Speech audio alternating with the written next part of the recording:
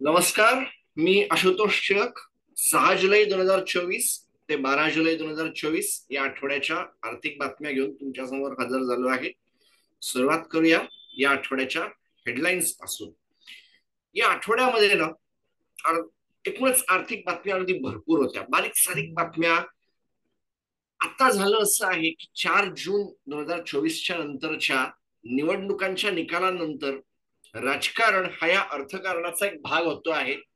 त्याच्याकडे थोडस जाणार आहोत. हिंडनबर्गच्या रिपोर्टमध्ये अंडर स्क्रुटिनी येऊन बसलाय. हिंडनबर्गच्या याच्यामध्ये सेवेनी काही गोष्टी टाकल्या आहेत. खरीपाच्या पिकांच्या खालचं क्षेत्र वाढत चाललेलं आहे. पाऊस पुरेशा प्रमाणात होतो आहे आणि जून जुलैच्या महिन्यामध्ये साधारणतः जुलैचा सुरुवात पहिली काही दिवसामध्ये जी एक परिस्थिती होती की डेफिसिट होता पाण्याचा, तो कुठेतरी कमी होत चाललेला आहे. भारतीय रिफायनर्सनी मोठ्या प्रमाणावर पैसे कमवलेत मागच्या 2 वर्षामध्ये रशियाचं तेल धुवून देण्यामध्ये. म्हणलं नाहीये, पण तशी शब्द होते, कारण अमेरिकेच्या पण काही लोकांनी इंडायरेक्टली म्हणलं होतं की वी परमिटेड इंडियन रिफायनर्स, असं बातमी होती. थोड्याफार प्रमाणावर government considers easing non basmati rice exports with a minimum price floor. आणि car insurance coverage, crop insurance coverage dips खालती झालं. टर्म इन्शुरन्स महाग व्हायला लागला. तुमच्या मोबाईलच्या याच्यानंतर आता टर्म इन्शुरन्स महाग व्हायला लागला. टाटा स्टीलचा पोर्ट टालबोट प्लांट, ज्याच्याविषयी मागच्या आठवड्यामध्ये मी खूप डीप मध्ये बोललो होतो. काहींनी मला हे पण विचारलं होतं एवढा का बोलतोयस. म्हणलं हे येत्या काही दिवसामध्ये मोठ्या प्रमाणावर होणार आहे, त्याच्यासाठी बोलतोय आणि ते झालं. त्याच्याविषयी काय जाणून घेणार आहोत. Concerns about PMS, portfolio management सिस्टीमच्या विषयीचा क्वेश्चन मार्क, नेमका काय चालू आहे, चालू काय, त्याच्याविषयी सिंबू बोलली. RBI cautions micro finance companies on lending Uttar Pradesh and Bihar. काय झालं या दोन राज्यांविषयी अचानकपणे आरबीआय गव्हर्नर असं काय बोलून गेले आणि काय घडलं काय. 197 कम्युनिकेशन पेटीएम, लेबर मिनिस्ट्रीने त्यांना बोलवणं धाडलं, ते गेले. बराच झालं, काय बातमी ती पण एक बघू. SEBI heads futures and options आणि त्याच्याशीच रिलेटेड पुढची news. NSC Titans collateral rules, 1000 पेक्षा जास्त शेअर्स मध्ये रूल चेंज होतो आहे 1 ऑगस्ट पासून. आणि SIP hit record high and boosting mutual fund net inflows in June, आणि बारीक सारीक इतरी बातम्या आहेत. सुरुवात करूया नेमकं काय असणार याच्या. Side effect of alliance. साध्या भाषेत बोलायचं तर मागच्या 10 वर्षामध्ये बजेट विषयी फारसं काही नव्हतं. एनडीए वन म्हणा, मोदी वन म्हणा, त्या काळामध्ये जेटली साहेब होते, ते यायचे, बोलायचे आणि बजेट ठरायचं. हे मान्यच करावं लागेल की त्यांच्या काळामध्ये बँक रिकॅप सारख्या योजना समोर आल्या, बँकांमधला एनपीए समोर यायला लागला आणि त्यामुळे पब्लिक सेक्टर बँकांची अवस्था बऱ्यापैकी सुधारली. परंतु मोदी 2019च्या नंतर बीजेपीच्या स्वतःच्या खिशामध्ये असलेल्या जागांची संख्या, त्यांचे स्वतःचे खासदार 300 पेक्षा जास्त असणं आणि त्यानंतर 4 जूनच्या नंतर अचानकपणे 240 वर येणं, याचा एक झटका बीजेपीला हा बसला आहे की आता राजकारण आणि अर्थकारण हे बऱ्यापैकी एका लेवलच्या आसपास कुठेतरी आलेलं आहे. आणि त्याची काळजी यासाठी करावी लागते की आता जे दोन पक्ष आहेत ना, त्यांची स्वतःची राज्य ही तुटून वेगळी झालेली आहेत. 2000 सालामध्ये बिहार जो तुटला, त्यांच्याकडे थोडंफार इंडस्ट्रीयल बोकारो असेल, त्यांच्या खाणींचा प्रदेश असेल, तो सगळा चालला गेला. उरलं नाही त्यांच्याकडे फार काही. त्यानंतर मध्ये दिसत असले तेलुगू देसम पार्टीचे हेड, ज्यांनी अत्यंत प्रेमाने हैदराबादला सायबराबाद करून टाकलं होतं, ते हैदराबाद त्यांच्या जवळ राहिलं नाही आणि मधल्या 10 वर्षामध्ये नवीन राजधानी त्यांना फार बसवता आली नाही. आता त्या राजधानीसाठी ते जेव्हा पैसा मागता आहेत, तेव्हा त्यांना नेमकं किती यश येईल, त्या बजेटमध्ये काही असेल का. कारण ज्या वेळेला वोट ऑन अकाउंट होत होता, त्यावेळेला माझ्या पॉडकास्टमध्ये एक गोष्ट आली होती की 700 करोडचा नेमका खर्च काय आहे. 700 करोडचा जो खर्च होता शहर वसवण्याच्या बाबतीमधला फायनान्स कमिशनचा, तो याच्याशी रिलेटेड होता. मग आता बजेटमध्ये नेमकं काय मिळणार आहे, आणि याच कारणासाठी झालं असं की त्यांनी त्यांचा जो बजेट आहे तो 1 महिना पुढे ढकललेला आहे आणि त्याच्या बाबतीमध्ये ते थांबवत आहेत. बातम्या अशा पण आहेत की पोलावरमचा प्रोजेक्ट असेल, त्यांना 50,000 करोड लावून त्यांना नवीन राजधानी बसवायची, अमरावती, इंद्राचं राजधानी, इंद्राचं शहर त्याचं नाव घेऊन. अंदाजे लोकसंख्या आहे 15 मिलियन, म्हणजे 1.5 करोड लोकांना राहण्यासाठीचं शहर. त्याच्यामध्ये त्या राज्याच्या काही शहरांमध्ये त्यांना केमिकल इंडस्ट्री लावायची आहे. बीपीसीएलचा त्यांना रिफायनरी प्रोजेक्ट साठी डिमांड चालू आहे. त्याच्यानंतर राज्यातल्या 2 शहरांमध्ये मेट्रोसाठीचा प्लॅनिंग चालू आहे आणि खूप काय काय गोष्टी करण्याचा प्लॅन आहे. राज्याच्या खिशात पैसे नाहीये. प्रॉब्लेम इथे सुरू व्हायला सुरुवात झाली आहे. आणि म्हणून the long list of demand, Polavaram project, funds for Amravati, city for 15 million, एवढं सगळं करायला खिशामध्ये नेमकं पैसे कोण देणार आहे, यांच्या नेमक्या किती डिमांड्स पूर्ण होतील, क्वेश्चन मार्क. बजेटकडे लक्ष असेल आणि यांनी जर मागितलं तर मग बंगालच्या मुख्यमंत्री ममता बॅनर्जी देखील मागायला येत आहेत, कारण त्यांच्या राज्याला देखील मोठ्या प्रमाणात याची गरज आहे. त्यांनी मागितलं तर बिहार देखील मागायला बसणार आहे. पुढच्या बातमीकडे चलूया. या सगळ्याकडे नजर ठेवीनच, पण Hindenburg report under scrutiny, SEBI alleges early sharing with client. झालं काय नेमकं? शॉर्ट सेलर आहेत हे तर मान्य करावं लागेल की त्यांनी स्वतः सांगितलं आम्ही शॉर्ट सेलर आहोत, आम्ही घेतलं, आम्ही शॉर्ट केलं, संपलं. मॅटर काय झाला? मॅटर असा झाला की या शॉर्ट सेलरनी, आरोप असा आहे सेबीचा की त्यांच्या एका क्लायंटला 2 महिने आधी त्यांचा रिपोर्ट दाखवला की हे घ्या आणि याच्यावर शॉर्ट जा. हा कोण होता? हा होता किंगडन कॅपिटल, मार्क किंगडन. त्या मार्क किंगडनचा वापर, मार्क किंगडनने कोटकचा वापर केला, असा काय काय आरोप आहे त्यांच्यावर. अधिक तुम्हाला माहिती वाचायची असेल तर या व्हिडिओच्या याच्यामध्ये तुम्ही. SEBI claim this early access allowed Kingdon to profit unfairly from the subsequent decline in Adani stock prices. The notice details a non profit sharing agreement between Hindenburg and Kingdom alliedly tied to the performance of Adani stocks. हे होतं. आणि मग हा नेमका Kingdon आहे कोण? ज्यांना माहिती वाचायची असेल त्यांनी याच्यामध्ये हे वाचावं. फोटो मधले गृहस्थ, आणि ही त्यांची माहिती आहे. अधिक वेळ न घालवता मी पुढच्या स्लाइडवर जातो. खरीपाची पिकं उत्तम होत आहेत. With the widespread monsoon rains across the country, the area under Kharif crop sowing has shot up by 14.1%. हे 4-5 तारखेपर्यंतचं आहे, 6 तारखेच्या आसपासचं नंबर. मागच्या काही दिवसामध्ये जर ते वाढलं असेल तर त्याचा नंबर अजून थोडासा वरती जायला हरकत नाही, फार नाही वाढणार, कारण जुलैच्या आसपास पर्यंत उत्तम रीतीने पाऊस पडला होता, सुरुवात झाली होती. फार नाही वाढणार असा अंदाज आहे. बघूया नेमकं पुढे काय आहे. सरकारने काही आकडेवारी जाहीर केली आहे. पॅडीचे हे आकडे सगळे तुम्हाला पल्सेसचा, म्हणजे डाळींचा या मोठ्या प्रमाणात आपल्याला मिळतं आहे. डाळींच्या खालचं क्षेत्र वाढतं आहे. जवळपास किती म्हणायचं त्याला, लाख हेक्टर, जवळपास 10-12 लाख हेक्टरच्या आसपास उत्तम होतं आहे. अरहरची डाळ, उडीदाची डाळ असेल, आणि या सगळ्या गोष्टी त्याच्यामध्ये मोठ्या होत आहेत. आणि या सगळ्यामध्ये जो एक छोटासा मला हायलाइट करावा वाटतो आहे, इथं हायलाइट तुम्ही वाचू शकता. ग्राउंड नटचा थोडा कमी होतोय. शेंगदाण्याच्या प्राइसेस वाढू शकतात, शेंगदाण्याच्या तेलाचे भाव वाढू शकतात. रागी वाढून काय फार नाही, रागी नेमकी किती जण खात असतील माहित नाही, पण बाजरी खाल्ली जाते, त्याचं कमी प्रमाणात होत आहे. ज्वारी कमी प्रमाणात होते आहे, भाव घटू शकतात. सोयाबीन वाढतं आहे. त्याच्यानंतर सनफ्लॉवरचं तेल जे मोठ्या प्रमाणात होत नाही ते हळूहळू तिकडे भारतामध्ये वाढायला सुरुवात होते आहे. आणि सगळ्यात महत्वाचा जो चार्ट मला तुम्हाला दाखवायचा आहे तो हा आहे. शुगर केन थोडासा वाढला आहे, पण तो 1 लाख हेक्टरच्या आसपास, त्याच्यापेक्षा थोडा जास्त आहे, तो वाढलाय. ज्यूटचं नाही, पण कॉटन मोठ्या प्रमाणावर वाढला आहे. एक्सपोर्टचं काय नेमकं होणार आहे याच्याकडे लक्ष ठेवावं लागेल. आणि त्याच्या अंडरचं क्षेत्र जे आहे सरकारनेच जाहीर केलेली आकडेवारी आहे, त्याचा मी स्क्रीनशॉट घेतला होता.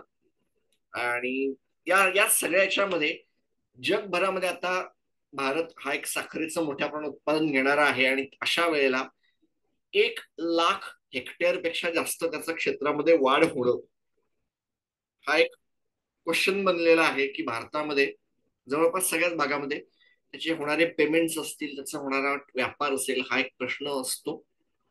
येणाऱ्या काळामध्येही हा प्रश्न चालू राहील का? एक्सपोर्ट इम्पोर्टचा प्रॉब्लेम इथेही परत एकदा त्रास देईल का? हा एक प्रश्न असणार आहे. चलूया पुढच्या स्लाइडकडे. Indian refiners earn windfall profit from Russian oil. मागच्या 2 वर्षामध्ये 10.5 billion in profit in past 2 years. मागच्या 1 वर्षामध्ये आर्थिक वर्ष 2024 मध्ये $5 बिलियन आणि आर्थिक वर्ष 2023 मध्ये $5.5 बिलियन अशा याचा विंडफॉल गेन टॅक्स बनवला गेला. त्याच्यानंतर स्टेटमेंट आले फायनान्शियल त्यांच्या फॉरेन मिनिस्टर्सचे की आमच्या बँकांमध्ये, या भारताच्या बँकांमध्ये मोठ्या रुपये पडले, त्याचा नेमका काय वापर करा आम्हाला कळत नाहीये. काही प्रमाणामध्ये त्याच्या रुपयांचा वापर करून डिफेन्सची उपकरणं नंतर घेतली गेली, हा सगळा भाग पुढे आहे. पण ज्यांना हायलाइट करायचं असेल तर हे आहे की वेस्टर्न सँक्शन्सला थोड्याफार प्रमाणात बायपास करून अमेरिकेने पण हे कुठेतरी मान्य केलं की ऑइलचा भाग हा असणार आहे जगभरच्या अर्थव्यवस्थांमध्ये. आणि म्हणून रशियाची अर्थव्यवस्था टिकून राहिली. आणि मागच्या काही दिवसांमध्ये आलेली बातमी अशी होती की रशियाची अर्थव्यवस्था ही परत एकदा युरोपमधली सगळ्यात मोठी अर्थव्यवस्था होऊन बसलेली आहे. फ्रान्समध्ये डाव्या विचारांचं सरकार सरकार आलं आहे असं म्हणायला धावावं तर एक्झॅक्ट सरकार तेच येईल का? मग सेंट्रिस्ट असलेले त्यांचे आत्ताचे इमॅन्युएल मॅक्रॉन त्या सरकारला कितपत सपोर्ट करतील का? त्या आलेल्या पुरामध्ये राईटिस्ट लोक ज्यांना ते जनरली भरपूर जोरदार बात करतात त्या सगळ्यांना राईटिस्टना धरून बसतील आणि लेफ्टवाले हे विरोधी पक्षनेते म्हणून उभे राहतील? माहित नाही. कारण त्यांचे जे डाव्या विचारांचे जे नेते आहेत ना ते तिथे फेमस आहेत, ही गोष्ट तर अगदी मान्य आहे. आणि हा दुसरा भाग आहे. आत्ता जगामध्ये अशी परिस्थिती आहे की राईटिस्ट लोक, राईट विंगर्स लोक जगभरामध्ये यांचा भाव वाढेल असं वाटलं होतं. पण तो झालं असं की लेबर पार्टीची विक्ट्री झाली ब्रिटनमध्ये, फ्रान्समध्ये वेगळी माणसं आली. मग आता याच न्यायाने युरोपमधली तिसरी मोठी सत्ता असलेली जर्मनी देखील जर चुकून परत एकदा रशियाच्या जर्मनीच्या जुन्या चान्सेलर बाईंच्या पक्षाकडे झुकायला लागलं तर भला मोठा क्वेश्चन मार्क आहे. तुम्हाला त्या क्वेश्चन मार्क पाशी सोडतो आणि पुढच्या स्लाइडवर मी जातो. Government considers easing non basmati rice export with a minimum price floor. 2023 हे इलेक्शनच्या आधीचं वर्ष होतं. तांदळाचे भाव वाढायला लागले, सरकार प्रेशरमध्ये आलं आणि नॉन बासमती बासमतीच्या राईसला ठप्पा लावून टाकला. काही अत्यंत मोठ्या प्रमाणात 20% एक्सपोर्ट ड्युटी लावलेली आहे. परंतु व्यापाऱ्यांनी सरकारवर मोठ्या प्रमाणात दबाव आणायला सुरुवात केली आहे की हे होऊ द्या. शेतकऱ्यांचं म्हणणं की आम्हाला पैसे मिळू द्या आणि त्याचा कुठेतरी फायदा घेतला जाईल. काही रिस्ट्रिक्शन सह हा होईल. प्राइस बँड काहीतरी उभा राहील की $500 per ton being discuss for exported rice. चांगल्या क्वालिटीचा राईस जर भारतामध्ये गेला, भारताच्या बाहेर गेला तर कुठेतरी हातातून गेलेलं मार्केट थोड्याफार प्रमाणावर जर येत असेल तर ते उत्तम आहे. कारण जगभरामध्ये तांदळाचा एक खूप मोठा व्यापारी देश हा भारत आहे. जगभरातल्या अनेक साऱ्या लोकांचं खाद्य हे भात आहे, हे तर मान्यच करावं लागेल. आणि त्याचा कुठेतरी फायदा प्रॉफिट जर करून घ्यायचा असेल, घटलेल्या एक्सपोर्टला उत्तर द्यायला, थोड्याफार प्रमाणात डॉलर्स खिशात ठेवायला, तर त्याचा हा एक फायदा असू शकतो. तांदळाची असू शकते. पण ऍट द सेम टाइम गव्हाच्या बाबतीमध्ये सरकारने ठरवलं आहे की ओपन मार्केटमध्ये गहू विकायचा, पण 16 वर्षांच्या लोअर म्हणजे सरकारच्या खिशामध्ये ज्या वेळेला गहू उभा आहे त्यावेळेला सैन्याला द्यायचं की राज्यांच्या राज्य सरकारनं त्यांच्या ह्याच्यासाठी द्यायचं का काही मिल्स असतात, गव्हाच्या मिल्स, बिस्किट बनवणारे कारखाने ज्यांना ओपन मार्केटमधून न देता सरकार स्वतःच्या कोट्यातून देत असते, त्यांना द्यायचं. म्हणजे अजून काही दिवसांनी सरकारच्या स्वतःच्या खिशामध्ये फारसा काही गहू उरणार नाही, ठणठण गोपाळ असेल आणि मग आयातीसाठीचे दरवाजे उघडले जातील. महागाई तिकडून पण येऊ शकते. महागाई तिकडून पण येऊ शकते. म्हणजे महागाई तुमच्या नुसत्या मोबाईलच्या टॅरिफ मधून येत नाहीये, इन्शुरन्स मधून येत नाहीये, महागाई इथून पण येते. आणि मग त्याच महागाईसाठी आरबीआयच्या गव्हर्नरनी असं म्हणलं आहे की पुढच्या काही वेळामध्ये, पुढच्या काही दिवसांमध्ये कुठल्याही साईडला रेट घटणार नाहीयेत. याच्याच काळजीमध्ये एसबीआयनी 10,000 करोड रुपयाचे बॉन्ड्स, इन्फ्रास्ट्रक्चर बॉन्ड्स हे घेतले आहेत. नवीन कॅपिटल भांडवलाची उभारणी केली आहे. साडे नाही किती 7.30च्या आसपास त्यांचं बॉन्ड्स इश्यू केले आहेत. याचा अर्थ अगदी स्पष्ट आहे, भारतातल्या सगळ्यात मोठ्या बँकरला व्याजदर पुढच्या काही दिवसांमध्ये खालती येतील याची कुठलीही शाश्वती वाटत नाहीये. आणि म्हणूनच UCO bank, bank of India, central bank of India सारख्या बँकांमध्ये सरकार हिस्सेदारी विकत नाहीये, सरकार QIP करायला धावतंय. हा याचाच एक साईड आहे. तुम्ही म्हणणार असेल तो एवढं कसं काय जोडायला बघतोयस? हे एकाच प्रश्नाचे वेगवेगळे भाग आहेत. महागाई, गव्हाची महागाई, आयात करावी लागणं, कुठेतरी खिशामध्ये डॉलर्स असणं आणि त्या डॉलरच्या बळावर कुठेतरी तेल खरेदी करायला धावणं, खिशामध्ये थोड्याफार थोडा रुपयाची ताकद धरून ठेवणं, हे एकाच मोठ्या प्रश्नाचे वेगवेगळे भाग आहेत. म्हणून मी त्याला एवढ्या सगळ्या प्रमाणात हायलाइट करतोय. That's it. आणि म्हणून पुढच्या स्लाइडवर चालूया. Yes, from monsoon, but what about insurance companies? मला असं वाटतं या आठवड्याची सगळ्यात मोठी highlighted news crop insurance. Crop insurance, crop मान्य.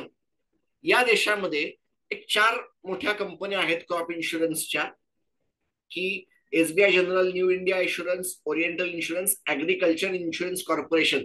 ज्या कंपनीच्या बाबत मी चंद्रशेखर टिळक सरांशी बोललो होतो पब्लिक सेक्टर अंडरटेकिंगच्या बाबतीमध्ये, ती ही कंपनी ऍग्रिकल्चर इन्शुरन्स. अनेकांचा अंदाज असा आहे की ओरिएंटल इन्शुरन्स आणि ऍग्रिकल्चरल इन्शुरन्स कॉर्पोरेशन यांचं मर्जर होईल. ओरिएंटल न्यू इंडिया यांचं कुठेतरी काहीतरी एक विक्री होईल, LIC यांचे काहीतरी बिझनेस खरेदी करेल, हेल्थ इन्शुरन्स, असं काहीतरी एक स्टेटमेंट होण्याची जी पॉसिबिलिटी होती ती ही होती. झालं असं आहे की मान्सून येतो आहे, सरकार द्यायला तयार आहे, शेतकरी खरेदी पण करता आहेत, त्याच्यामुळे 19% इन्क्रीज होऊन प्रीमियम मध्ये देखील कंपन्या विकायला तयार नाही. म्हणजे तुम्ही विकता आहात, सरकारचं म्हणणं आम्हाला ही गोष्ट डिमांड मध्ये पाहिजे आहे, आम्ही तुम्हाला सबसिडी देऊ, हे करा ते करा. खरेदीदार पण येऊन बसले, सेलर बिचारा असा बसले, आम्हाला नाही विकायचं जा. दुसरं काय, reasons for reduced exposure, high claim pay out. याच्यामध्ये होतं हे की याचा पेआउट खूप मोठा आहे. भारतामधली जी शेती आहे ना, त्याच्या रिस्क फार मोठ्या आहेत. पाऊस पडत नाही, सिंचनाचे सगळ्या भागामध्ये नाहीयेत, काही काही ठराविक भागामध्ये सिंचन आहे, सगळ्या भागात नाहीये. खताचा प्रॉब्लेम असतो, कीड येऊन उभी राहते, भाव मिळाला तर काय त्याचं होत नाही, अशा डिगभर गोष्टी असतात. त्याच्यामुळे पेआउट फार जातो. नेमकी रिस्क काय असेस करायची हेच कळत नाही, कारण अनेक वेळेला कोणातरी एका माणसाने आग लावून टाकली खता याच्यामध्ये, ती पण एक रिस्क असते. अनप्रेडिक्टेबली धो धो धो धो पाऊस पडला, वातावरणाच्या बदलामुळे ही रिस्क तर नाकारता येतच नाही, याचं पेआउट पण वाढत जातं, रिस्क असेसमेंट करताच येत नाही. इम्पॅक्ट याचा भयंकर मोठा आहे आणि आता गव्हर्नमेंटलाच पुढे कुठेतरी काहीतरी करावं लागणार आहे. आणि या सगळ्यामध्ये रिइन्शुरन्स हा फॅक्टर मोठा होत चाललाय. आज ना उद्या भारतामध्ये जगातल्या बऱ्यापैकी मोठ्या, आपल्याकडे आहे GIC पण ती 10-9 नंबरची, मला गॅरंटी त्यांचं नशीब अजून मोठं होणार आहे, हा बिझनेस मोठा होणार आहे याची मला गॅरंटी आहे. आणि म्हणून हे त्याचे टप्पे आहेत. भारतामध्ये खरं तर क्रॉप इन्शुरन्स हा एक मोठा बिझनेस व्हायला पाहिजे, पण हे जे काय चालू झालेलं आहे that is the big issue. Risk त्याचं काढताच येत नाहीये. म्हणजे या बाबतीमध्ये मला असं म्हणावं वाटतं की वॉरन बफेट यांच्या इन्शुरन्सच्या बिझनेसमध्ये ज्या वेळेला त्यांचं एजीएम मध्ये झालं होतं की डिजिटल इन्शुरन्स बाकी सगळे काढतात, आपण का काढत नाही. अजित जैन यांनी असं म्हणलं होतं की रिस्क असेसमेंटच जमत नाही, आणि जोपर्यंत ती जमत नाही तोपर्यंत मी सांगितलंय की जेवढं आपण काढलंय तेवढं सगळ्याच्या सगळ्या लॉस आहे समजायचं, सोडून द्यायचं. कुठेतरी भारतातल्या ऍग्रीकल्चरल इन्शुरन्स कंपन्यांना, क्रॉप इन्शुरन्स कंपन्यांनाही हे लक्षात यायला लागलंय का माहित नाही. शक्यता आहे, मी नाकारत नाहीये. पुढच्या स्लाइडकडे जाऊया आणि बघूया नेमकं अजून काय आहे. महागाई इथे थांबलेली नाहीये. महागाईने आपल्या टर्म लाईफ इन्शुरन्सवर येऊन थांबलेला आहे. झालं काय आहे की भारतातल्या काही आघाडीच्या इन्शुरन्स कंपन्या, HDFC life, ICICI Prudential, Bajaj alliance, max life insurance यांनी त्यांचे टर्म इन्शुरन्स, त्याच्यामध्ये कुठले तुम्हाला इक्विटी हे ते मार्केट लिंक्ड असं काही नसतं की एवढे पैसे मी भरले झालं संपलं, दॅट्स इट, त्याला म्हणतात टर्म इन्शुरन्स. हा टर्म इन्शुरन्स ज्या वेळेला समोर येतो त्यावेळेला भारतामधले याचे दर आता फार कमी आहेत, पण त्याचं पेनेट्रेशन पण होण्याच्या आधी भारतामध्ये त्याचे जे महागाई चालू झालेली आहे ही थोडी काळजी करायला भाग पडते. कारण काय आहेत म्हणून मी त्याला हायलाइट केले. Industry sources cite several reasons for premium hikes, rising reinsurance cost.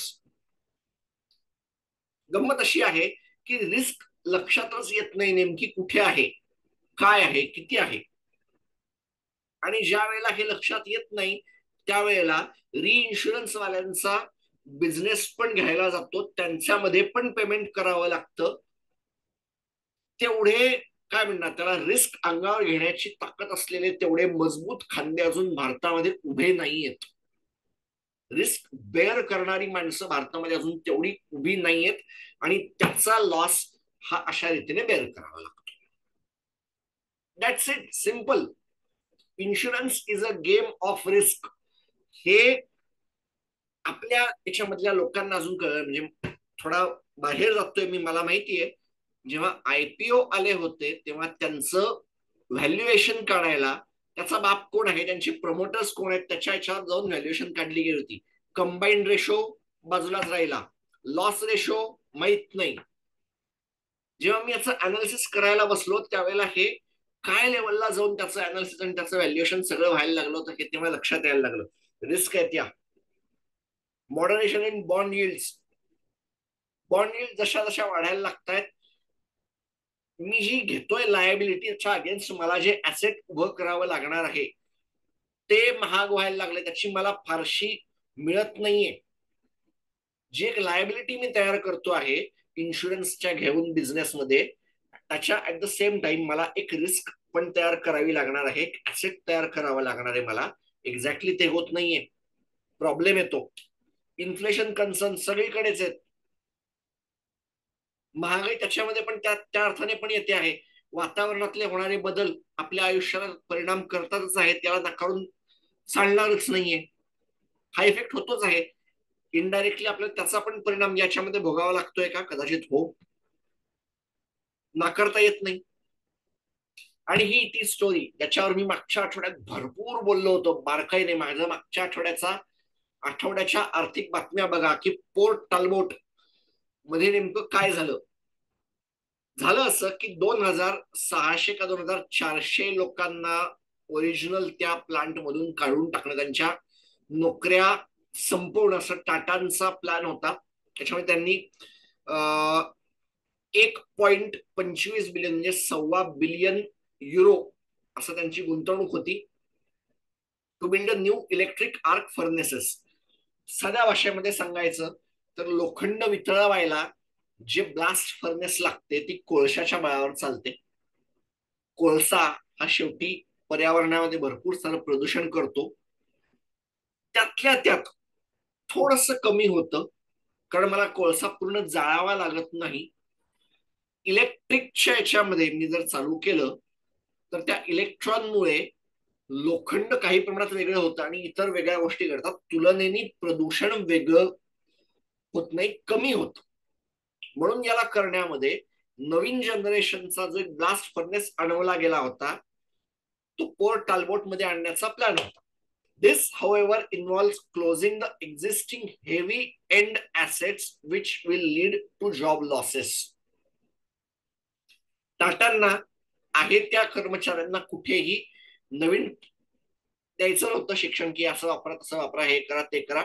आणि म्हणून जुन्या सरकारने काही प्रमाणात त्यांना बजेटची मदत देण्याचं ठरवलं, तरीही काही लोकांना ते मान्य नव्हतं. प्लेड कायमरू पार्टीने तिथे मोठ्या प्रमाणामध्ये जे काय करवलं, त्यांना जी मोठी मतं मिळाली त्याचं कारणच ते एक.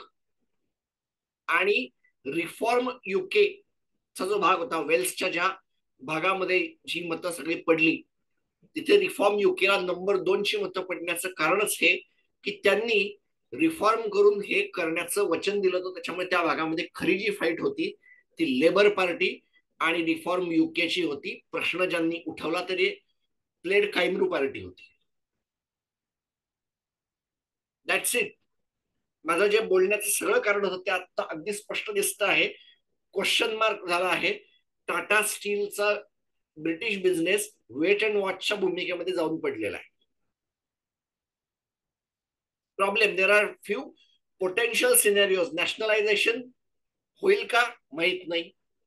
मग नेमकं नॅशनलायझेशन किती जणांचं करायचं, काय जणांचं करायचं, डिले, अनसर्टनिटी.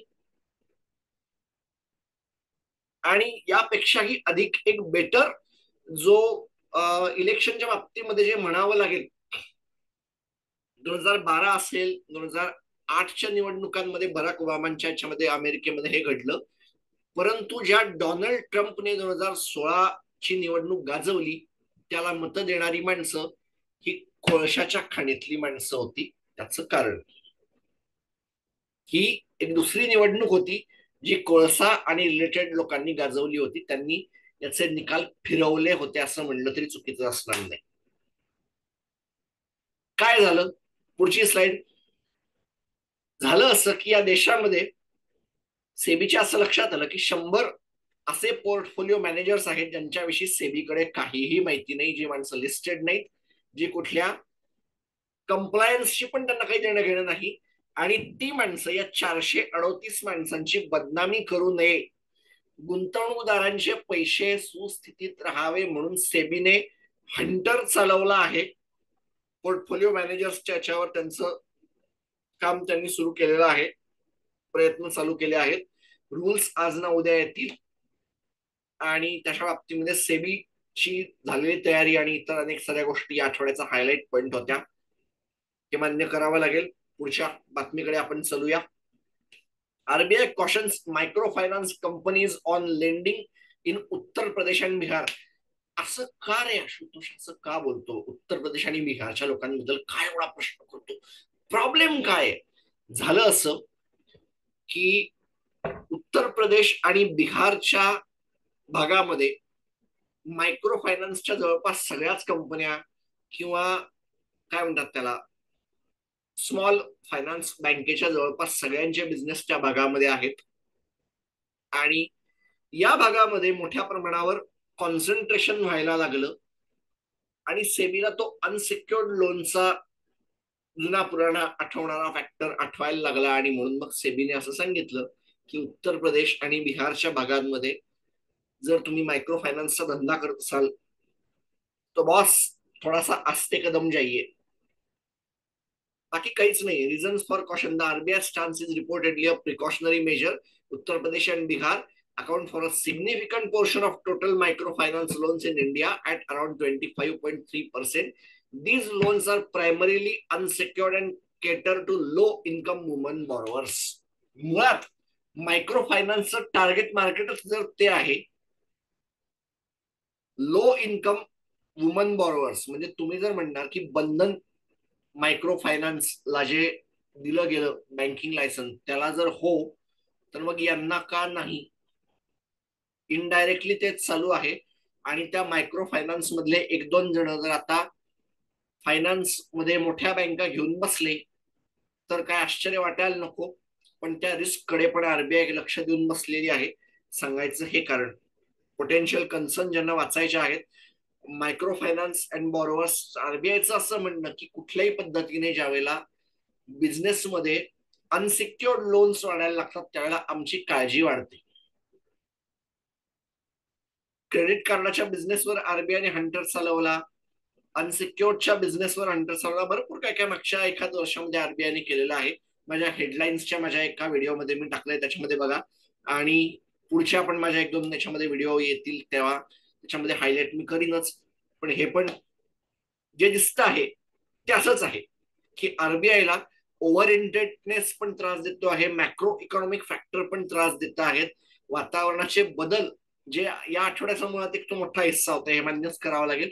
कारण बिहारचा उत्तर भाग हा पुरांचा येतो. उत्तर प्रदेशमध्ये मोठ्या प्रमाणावर पूर येतात वर्षातल्या काही काळामध्ये, त्याचा फटकाही याच्यामध्ये बसतो. आणि त्या कारणापायी हे सगळं मान्य करावं लागतं. आरबीआयने त्याची काळजी करायला सुरुवात केली आहे. पुढच्या स्लाइडकडे जाऊया. SEBI committee proposes tighter reins on futures and options trading.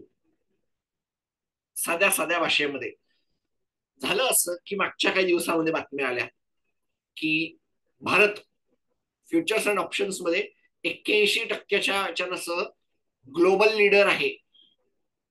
आणि एनएसईचं या सगळ्यामधलं जे साईज आहे बिझनेसची ती काहीतरी 91% वाढली आहे. अनेक जणांना चक्कर आली हो की एवढं सगळं होतं, हे होतं, ते होतं. सेबीने शोधाशोध करायला सुरुवात केली त्यावेळेला असं लक्षात आलं की रिटेल स्मॉल इन्व्हेस्टर जे असतात 10तले 9 लॉस करतात. मग आता त्यांचं गुंतवणूक जर वाढवायची असेल तर हे सगळंच्या सगळं डिफिकल्ट करायला पाहिजे. मग ते कसं करता येईल, ते चार पाच जे पॉइंट हायलाइट केले आहेत की higher minimum lot size. Futures and ऑप्शन्सची एक लॉट साईज असते, ती आता काहीतरी 5 लाख आहे. अनेकांचं म्हणणं की ती आता फार छोटी झालेली आहे. मोठ्या साईजला त्याला घेऊन जा. फ्युअर विकली ऑप्शन्स कॉन्ट्रॅक्ट. होतं असं की another proposal involve limiting the number of weekly options contract offered by exchanges. हे घ्या, त्याच्यावर एवढे कॉन्ट्रॅक्ट, त्याच्यावर तेवढे कॉन्ट्रॅक्ट, नाही तर सोमवारची एक्सपायरी, बुधवारची एक्सपायरी, शुक्रवारची एक्सपायरी, आठवड्याचा शेवटचा गुरुवार, असं काय काय वेगळं असतात. कशाला पाहिजे आठवड्याची एक्सपायरी? तर दररोजची कशाला पाहिजे वेगळ्या कारणासाठी? एक काहीतरी दिवस ठरवा प्रत्येक एक्सचेंजनी. हाने ठरवला बुधवार, त्याने ठरवला बुधवार, संपलं. बाकी काय पाहिजे? हे कुठेतरी यांचं सांगणं आहे. परंतु पुढचं जे आहे ना तिसरं, ते खरं खरं गेम करणार आहे. साध्या भाषेमध्ये जर बोलायचं, मी 5 लाखाच्या साईजचा एक सौदा समजा असेल कुठल्या तरी एका फ्युचर्स अँड ऑप्शन्स मध्ये, त्याच्यामध्ये 30% मला काहीतरी करावं लागतो, मार्जिन मला एवढं ठेवावं लागतं. त्याच्या एका ठराविक गोष्टीच्या ते खालती आलं की मला परत टॉपअप करावं लागतं. That's it. आता काय म्हणणं आहे की तुम्हाला त्या मेंटेनन्स मार्जिन आणि स्टार्टिंगचं जे मार्जिन आहे ते वाढवलं पाहिजे. आतापर्यंत ते फार मोठं नव्हतं आणि अनेक वेळा त्याच्यामध्ये इक्विटीचे सौदे पण जात होते. आता कदाचित ते काढून टाकलं जाईल. खिशातले अनेक साऱ्या गुंतवणूकदारांच्या खिशातले पैसे जाऊन मायनस मध्ये होण्याची जी वेळ येते ती वाचवण्याचा या कमिटीचा जो एक प्रयत्न आहे सेबीचा. आणि अंदाज असा आहे की या बजेटमध्ये त्याच्याविषयी येईल, पण आता बजेट यावेळेला राजकारणामध्ये अडकून राहण्याची शक्यता आहे. बीपीसीएलची रिफायनरीज मोठ्या प्रमाणामध्ये मान्य केली आहे. चंद्रबाबू नायडूंच्या आंध्र प्रदेशला आता नेमकं काय काय मिळतं आहे यासाठी पण बजेटकडे लक्ष ठेवावं लागेल, बघावं लागेल मुळातच एकूण हे सगळं आहे. ही त्याच्यामधली बातमी ज्यांना वाचायचं असेल ते हायलाइट करू शकता, व्हिडिओ थांबवून वाचू शकता. पुढच्या स्लाइडकडे चलूया. Labour ministry issues notice to 197 communication Paytm regarding employ removal. Story अशी आहे की जानेवारीमध्ये आरबीआय गव्हर्नरने एक टाईट स्लॅप मारला पेटीएमला. पेटीएम त्याच्यामधून जिवंत झालं, कुठेतरी काहीतरी धडपड धडपड ठिकाणावर आलं. आणि मग त्यांचे बॉसनी असं ठरवलं की चला एक नवीन बिझनेस तयार करूया, कुछ तो नया करेंगे, आणि करता करता तातडीने 500-600 लोकांना नोकरीवरून काढून टाकण्याचं ठरवलं. आणि तातडीने काढून टाकण्याचं ठरवलं, नोटीस पिरियड पण दिला नाही, आणि त्या नोटीस पिरियडचा तरी एक सॅलरी द्यावी असं अनेकांचं म्हणणं आहे. घाई गडबडीमध्ये काढून टाकलं. त्या बाबतीमध्ये बोलवलं गेलं होतं. फॉलो असा झाला या बातमीच्या लिहिल्यावर पुढच्या काळामध्ये की पेटीएमने त्यांना नोटीस पिरियडची सॅलरी द्यायचं मंजूर केलं आहे. वाद मिटला आहे. ज्यांना वाचायची इच्छा असेल ते वाचू शकतात. मी पुढच्या स्लाइडवर जातो आहे. NSE tightens collateral rules over 1,000 stock impacted. सेबीच्या ऍक्शनमुळे मग काय झालं की NSE ला थोडीफार जाग आली. 1 ऑगस्ट 2024 पासून NSE ने असं ठरवलं आहे की clearing arm will only accept certain stocks as a collateral. These stocks must meet a stricter liquidity and trading activity standard. म्हणणं असं आहे की मागच्या 6 महिन्यामध्ये 99% जास्तीच्या वेळेला ट्रेड झालं पाहिजे. म्हणजे मागच्या 6 महिन्यामध्ये सगळ्याच्या सगळ्या ट्रेडिंग डे मध्ये जर होत असेल आणि इम्पॅक्ट कॉस्ट जी असेल ती जर कमी असेल तर, इम्पॅक्ट कॉस्ट साध्या भाषेमध्ये जर मला समजवायचं असेल की मी एक सौदा केला, समजा मी एक बाजारात गेलो आणि समजा टाटा स्टीलचा मी सौदा केला किंवा इन्फोसिसचा मी सौदा केला, मी रिलायन्सचा सौदा केला एक मोठा. माझ्या सौद्यामुळे नेमके किती रुपयाने त्या शेअरचा भाव बदलतो, that is an impact cost. Is that script liquid? अनेक वेळेला काय असतं की एका ठराविक प्राइसच्या याच्यामध्ये 10-10, 15-15 लोक उभे असतात, मोठ्या प्रमाणावर शेअर उभे असतात. त्याच्यामुळे माफ करा, होतं असं की काही शेअरच्या बाबतीमध्ये मी 100 शेअर जरी खरेदी करायला बसलो तरी काही होत नाही. काही अत्यंत इलिक्विड शेअर असतात की ज्याच्यामध्ये मी 50 शेअर विकायला बसलो तरी 5-5 रुपयाने भाव वरती खालती होतात. दुसऱ्या केसमध्ये फ्युचर्स अँड ऑप्शन्स करायला जाऊ नये, कोलॅटरल म्हणून असा शेअर विक्री होऊ नये यासाठी की ज्या वेळेला कोणी फ्युचर्स अँड ऑप्शन्स मध्ये सौदा करायला बसला आणि त्याने कोलॅटरल म्हणून हे ठेवलं तर ते क्लिअरिंग कॉर्पोरेशनने विकायचं ठरवलं तर त्याच्या भावामध्ये पुरेशी पडझड होऊ नये.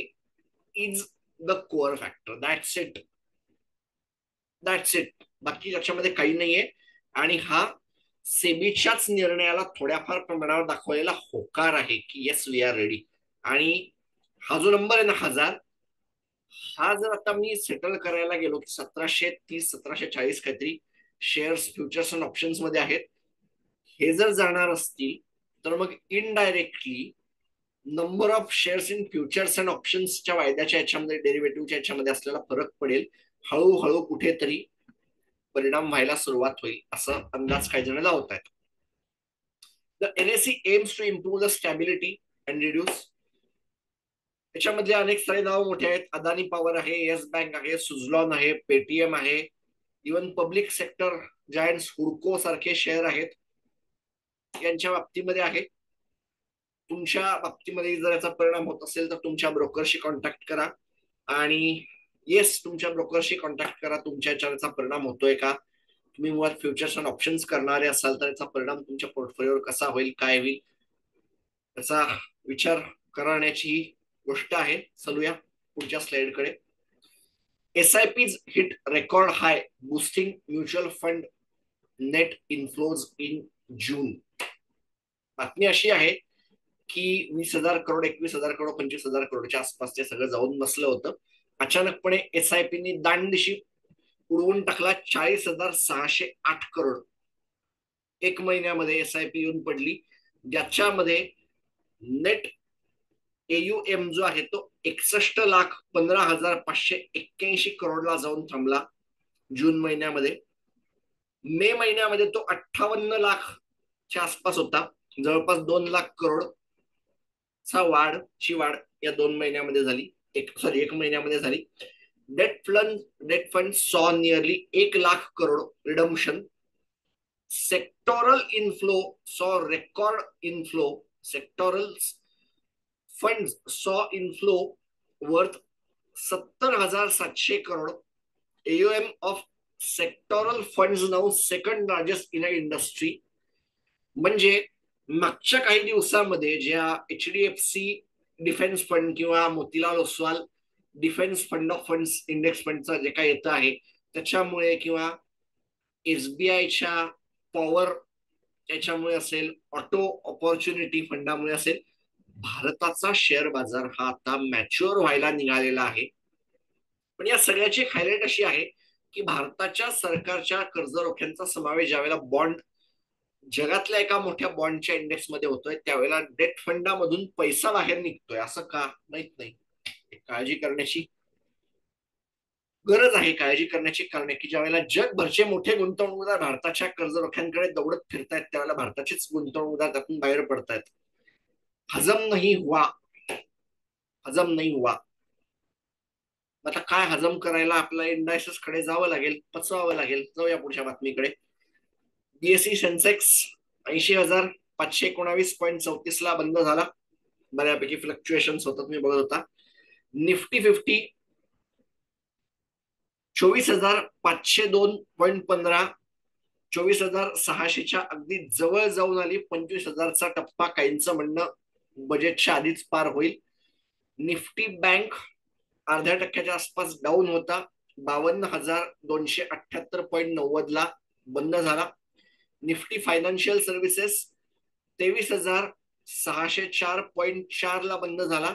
जवळपास 0.5% घट होऊन त्याच्यानंतर S&P BSE मिड कॅप 47,508.26 जवळपास फ्लॅटच बंद झाला. S&P BSE स्मॉल कॅप 0.5% घट घेऊन बंद झाला या आठवड्यामध्ये. त्याच्यानंतर अमेरिकेचे इंडायसेस ऑल टाइम हायच्या आसपास आहेत आणि मी रेकॉर्ड करतोय त्यावेळेला देखील बाजार चालू आहे. याचा अर्थ बाजार अजून वर जाऊ शकतो. पण शेवटचं वृत्त हाती आलं त्यावेळेच्या बातम्या 5,655.13 आठवड्याभरात 0.25% आसपासची वाढ.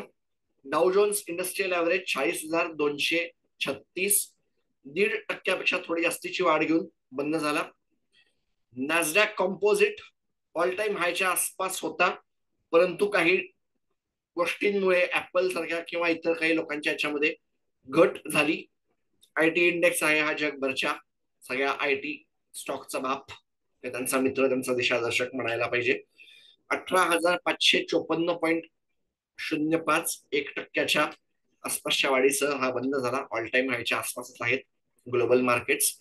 जर्मनीमध्ये 18,748.18 0.25% आसपासची वाढ घेऊन जर्मन मार्केट बंद झाले.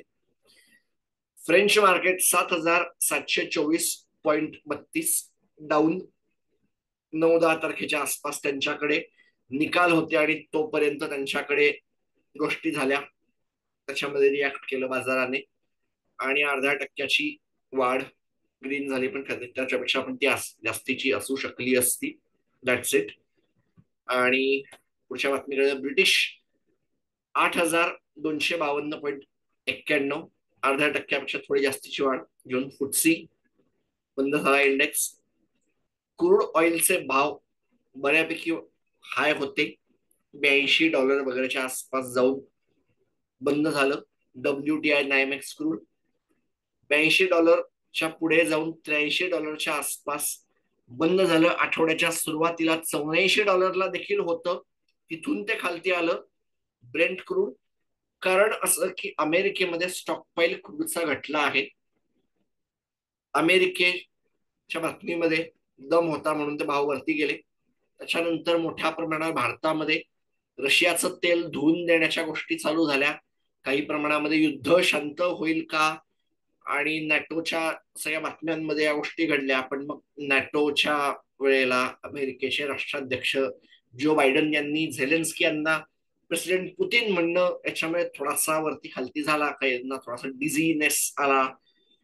ती तुम्हाला एक वरची दिसते आहे WTI नायमेक्सची. त्याच्यामधले आय थिंक त्याचा एक परिणाम असू शकतो असं अनेक जण म्हणतायत.